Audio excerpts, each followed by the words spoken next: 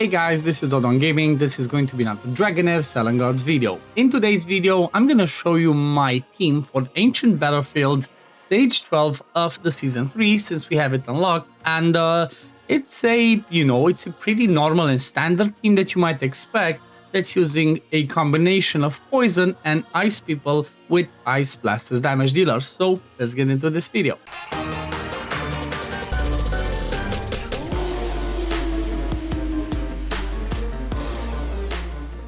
Before we get to the fight and the team, I do want to mention, as always, that if you want to support me as a content creator and get some free stuff by doing so, you can use code OddOne that you see over there at the top. Make sure you use capital O's. In order to introduce that code, you just have to use the link, either from the description or the pinned comment. You pretty much get to a page where you're gonna be asked to log in to whatever platform it is that your account is connected to. Put code OddOne, link to creator.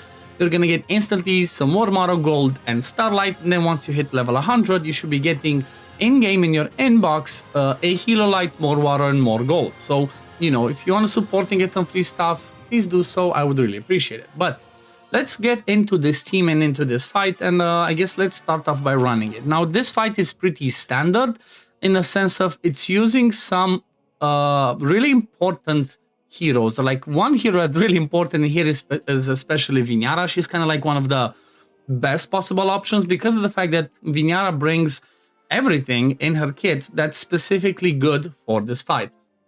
First thing that she does is what you just noticed she did, is remove buffs and also decrease the ultimate energy. Now, the way that the boss has the passive, that ultimate energy decrease is reduced by 50%. However, she's still going to be really useful because you can see she's always going to be removing that increased attack, that increased defense from the boss. So that's going to be a really important mechanic that, it definitely helps us out. It kind of seems like I just had some bad RNG and my Beldel died. I might still be able to finish it, but it might be a bit more complicated because, just having one damage dealer makes it a bit more difficult. But the other thing that Vinyara brings is the fact that she has a passive that says that every time she has a, a control effect land on her, which is the stun that the boss does on this one, she has a chance to straight up negate it, reduces, pretty much ignore it. And by doing so, what's going to happen is the boss is going to get kind of like that backfire that's going to help us be able to do more damage to it. As you can see, like I mentioned, it looks like we should still be okay. Right, as long as Sheena decides to slowly just kill the boss. There we go. Backfiring, like I said, just straight up kills the boss because it does some damage to it, and it also makes the boss take more damage. And this one was a bit bad RNG, it took longer, but it still worked just fine. So let's have a look at the timings first of all, and they're kind of really important, especially for Ice Blast people, right? So you want to make sure that they go every 18 seconds, 12 seconds for Sheena, and then 13 seconds for Beldel.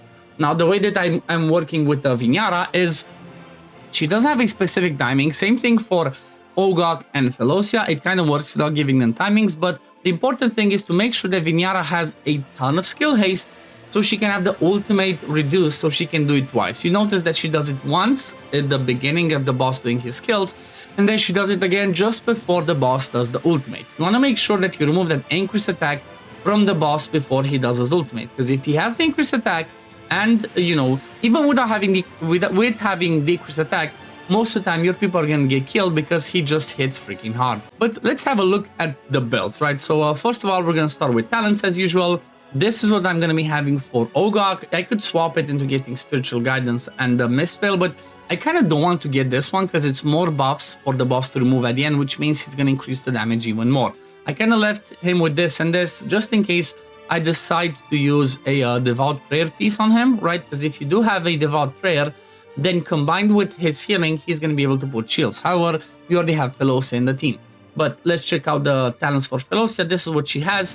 The last one, I think, let me just grab it. The last one for her, specifically for this fight, is not going to help, but for other fights, this is going to be helpful because she's going to remove some debuffs. Sheena, I went this way. Vinyara, kind of like this. You want to make sure you grab this one to give her more accuracy, to make sure she lands her debuffs. And then having Relentless Pursuit is going to be really helpful as it extends the duration of the decreased attack and the frozen debuff. Then Beldel is pretty much, this is the best possible option. Now, if you look at the builds, we're going to see that I have my Felocia In a Puppeteer's Inspiration, obviously boosting the ultimate energy of her, Vinyara, and the 2 Ice Blast people.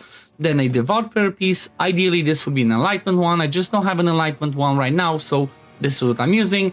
And then complement that with Aurelian Vest, which means we're going to take less damage when we have shields, because you know what? She puts a shield on everything from her kit. Then we're going to be having Ogok, which is, he's mostly in this team for the healing, and then I guess he does land at attack penalty so he can help, but mostly what he brings to this fight is the healing, right? So he's going to be wearing the Golden Antlers, which is going to give the boss a debuff that will make him take more damage, and then it's going to give us a buff that is going to make us get more healing. He's wearing my trusty Brotherhood Spirit set that I brought from the previous season, and then an Accuracy Chestplate, which, you know what, ideally I would go with an Enlightenment with Accuracy Substat, something like this that, you know, gives his healing to be more. Can I get some Accuracy rolls? No, but I'm still going to change it because it should still work just fine. Then we're going to be looking at Vinyara. She's kind of really important, like I said. For Vinyara, I would suggest giving her an Emissary's Whisper set. So it gives us, you know, some what's it called, damage boost every time she lands a debuff. Then I just gave her a random crit rate glove, Instruct and Prepared with accuracy rolls. Then attack on this one with as much skill haste, right? This is what I look for. Skill haste, accuracy over here, I would prefer if I had skill haste. I don't think I have a piece with skill haste. Nope, I don't. So ideally you want her to get as much skill haste as possible. Like I mentioned, so she can do her ultimate twice every time, you know, during the boss's full rotation. And then because of that reason, I gave her the Rift Hourglass, because this one gives 100 more skill haste to us. Then I'm using Sheena, which is obviously going to be wearing the Witch's Remains. She has a 3-piece set of Forbidden Ages, but you know what, maybe I should just swap this and give her some more of this one, right? Should just put a piece like this. Just make sure that she has enough accuracy to land the debuff. So maybe I can go something like this. Still the one from Vinyara. Actually, I even lost a lot of accuracy, so maybe I just keep this one. But the reality is just a damage build on Sheena with enough accuracy to land the debuffs, and then you're going to be good to go. And then Beldel, I finally have the exclusive artifact for her, but if you don't have that, just give her Blooms of Prina. If you don't have that either, go with the Silver Star Horseshoe, or maybe any other artifact that gives you a benefit and some crit rate. So maybe Arcane Music Box, this one could work because you know what, you're gonna have Velocia on the same team, so you should be having shield most of the time, which means this effect should should proc in there and they should do more damage. She's gonna be wearing my Fearless Challenge piece that I brought over from the previous season. If you don't have a Fearless Challenge, just go with Blood Moon's Gaze, right? Just getting more attack, that's gonna help. Then she has a Crit Rate Glove and Strike the Unprepared, and then she has 2 pieces of Forbidden Ages. So it's really nice. It gave me like quad crit rate, and then an attack percent chest with crit damage over here. I prefer crit rate, and then this one again, accuracy. I just chose this because it has some crit rate, right? You want to give her as much crit rate as possible because that's what she's gonna benefit from most, especially if you have her exclusive art. There we go, perfect.